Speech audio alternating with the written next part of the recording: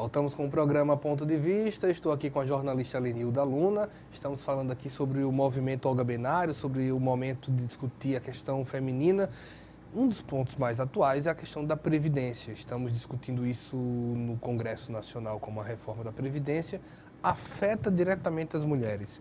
Como os movimentos têm pensado isso? É uma grande luta desse momento, é uma grande bandeira, porque nós temos um Congresso bastante conservador e retrógrado. Nós tivemos uma luta muito grande pela abertura política em meados dos anos 80, que garantiu uma articulação social forte, representada na Constituinte. A Constituição de 1988 ela é fruto disso, ela não foi pensada por alguns iluminados. Ela é reflexo de toda uma luta que aconteceu. Eu era militante, bastante jovem naquela época, e me lembro dos movimentos, das discussões da Constituinte, inclusive nos movimentos eclesiais de base. A igreja tinha aqueles movimentos inspirados na teologia da libertação, nos sindicatos. Então, todo mundo, naquela época, resolveu legislar, sabe, Wendel? Resolveu uma coisa que hoje a gente não faz muito, não discute muitas leis. Né? Aí, quando vê, já se assusta com essas leis que estão... Mas, naquele ano de 1987, ainda na abertura política, ainda respirando aquele vamos varrer a ditadura militar, vamos voltar para as ruas, então, naquele período, as pessoas se mobilizaram para discutir leis. E fruto de toda essa mobilização social, da apresentação de várias emendas populares, que naquela época não tinha essa história de internet, de você colocar na internet. Mandava pelo correio.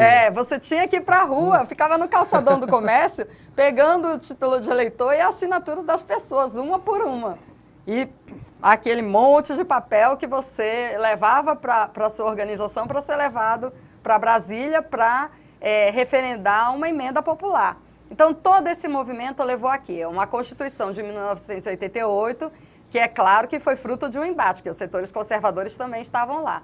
Mas surgiu uma Constituição que a gente chama de uma Constituição cidadã, e que garantiu nessa Constituição, inclusive, que as trabalhadoras rurais pudessem ter essa nomenclatura, né? Porque antes elas eram do lar, quer dizer, tinha o trabalhador rural, mas a mulher do trabalhador rural ela podia plantar, ordenhar, adubar, fazer o que fosse, mas ela era dona de casa só.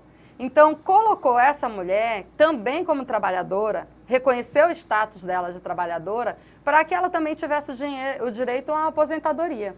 E isso está sendo ameaçado agora com essa reforma. Né? Assim como o reconhecimento da jornada específica das professoras e professores. Quer dizer, são questões que foram discutidas, baseadas em muito debate, baseadas em movimentos, baseadas em reflexões sobre situações, né, das trabalhadoras rurais, das mulheres. Todos nós sabemos e reconhecemos que a mulher tem uma jornada dupla e tripla. Né? Recai sobre a mulher ainda a responsabilidade com o trabalho doméstico. Se algum parente adoece, é ela que cuida do parente.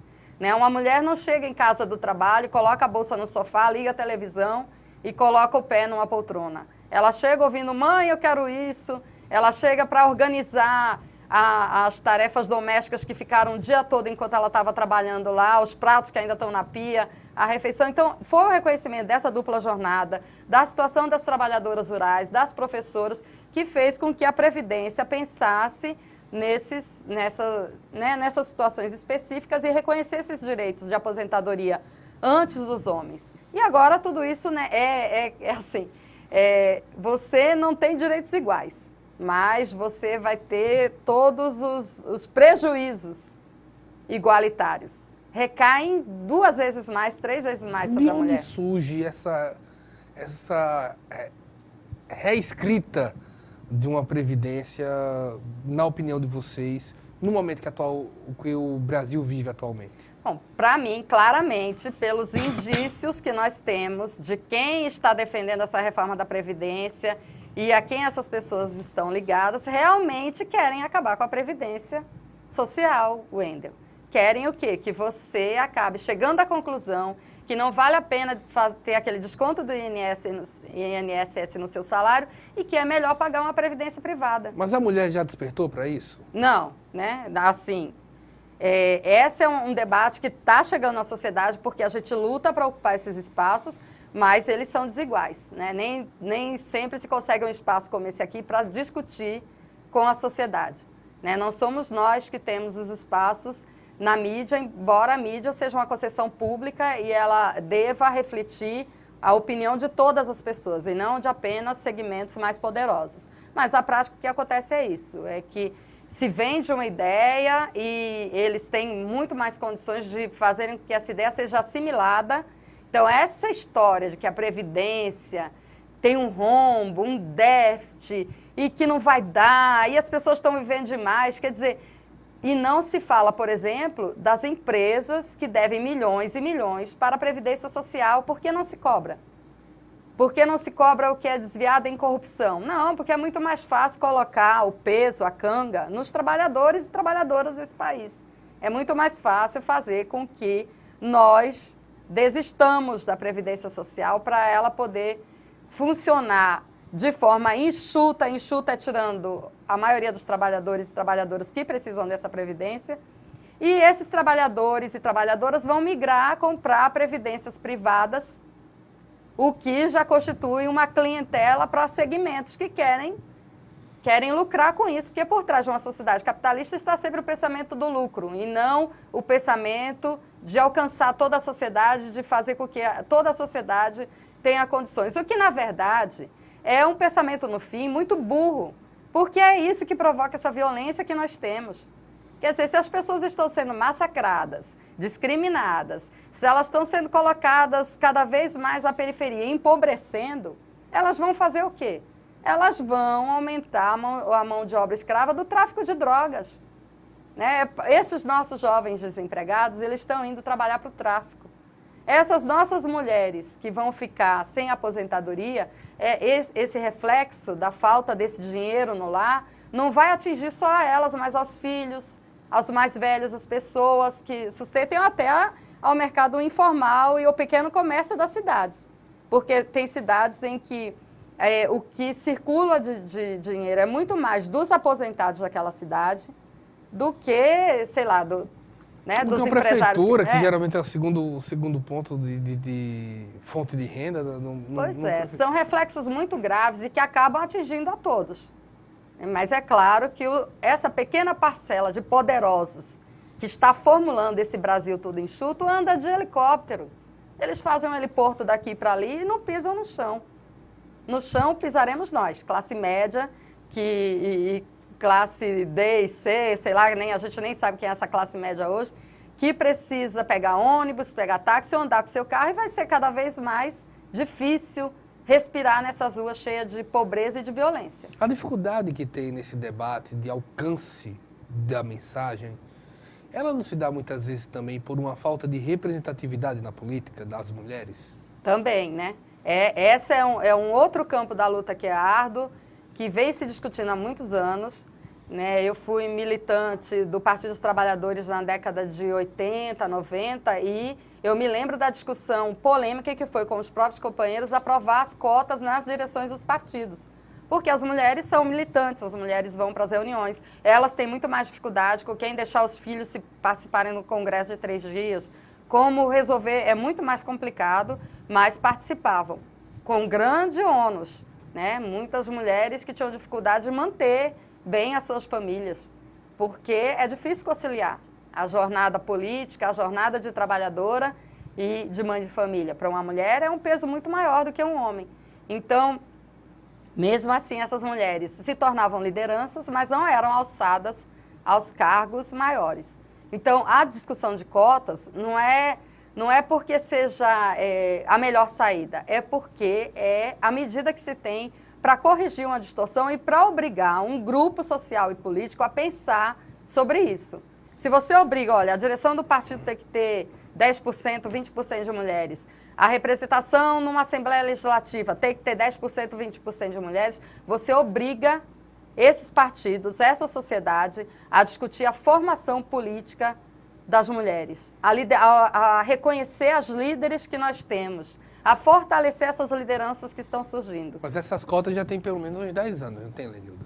Tem mais, né? E por que hoje ainda há dificuldade de vários partidos em várias cidades de preencher de forma com qualidade essas vagas? Porque muitos deles não levam isso a sério, né?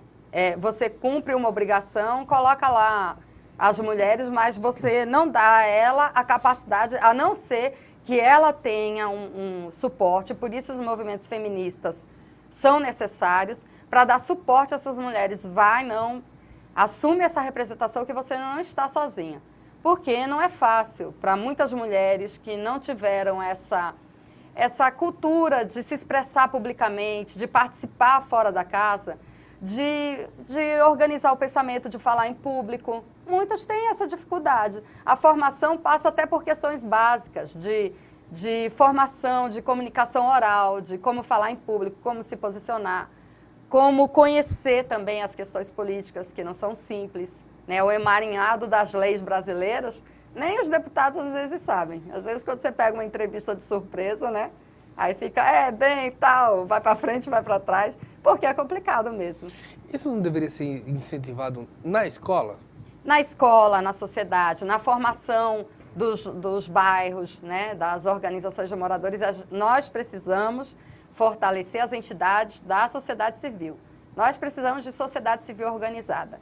Não dá para deixar tudo também só com partidos ou fazer como muitos eleitores fazem. Eu vou eleger qualquer pessoa que me der alguma coisa em troca, que isso é até ilegal, é crime. É crime não só do político que compra, mas do eleitor que se vende, é crime dos dois, né? Mas muita gente ainda faz isso no dia a dia e não se incomoda de saber, aqui na Assembleia Legislativa, porque assistir às sessões da Assembleia é muito chato, assistir a TV, né, TV Senado é muito chato, não se incomoda de saber o que esses representantes políticos, que ganham bem, muito bem para nos representar, estão fazendo.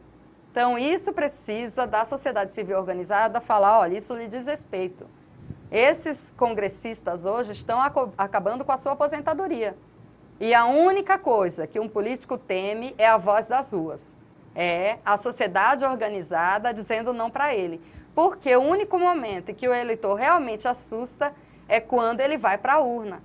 Então, se um político sente que ele tem uma rejeição muito grande, ele muda o discurso dele. Essa é a arma do eleitor, é a organização, é cobrança, é pressão política. É falar, olha, deputado, nós não queremos isso, não queremos essa lei. Mas eu acho que nesse momento a gente está engolindo muita corda, viu? A gente perdeu como um todo essa cultura política? Ou nunca tivemos? Não, a gente ainda precisa muito amadurecer a nossa democracia brasileira. Ela é ainda muito frágil e muito facilmente ameaçada e ainda muito influenciada pela grande mídia. Muito influenciada. As pessoas acreditam demais em grandes emissoras e esquecem que essas grandes emissoras são grandes conglomerados empresariais e políticos e vão vender o peixe que eles querem. Agora, hoje, nós temos mídias alternativas, né? Então, cabe também o interesse da sociedade de procurar se informar não só apenas pela mídia tradicional, mas ouvir o contraponto. É sempre bom ouvir 2, 3 opiniões, ouvir a situação e a oposição, para você tomar uma posição coerente, né? Para você saber por que você está se posicionando dessa ou daquela forma. E não se deixar ser um teleguiado que veste, sei lá, uma camisa do CBF e não sabe nem o que está fazendo. Vai lá para ganhar desconto. Fazer parte, é verdade. A gente vai para mais um intervalo. A gente volta já com o programa Ponto de Vista.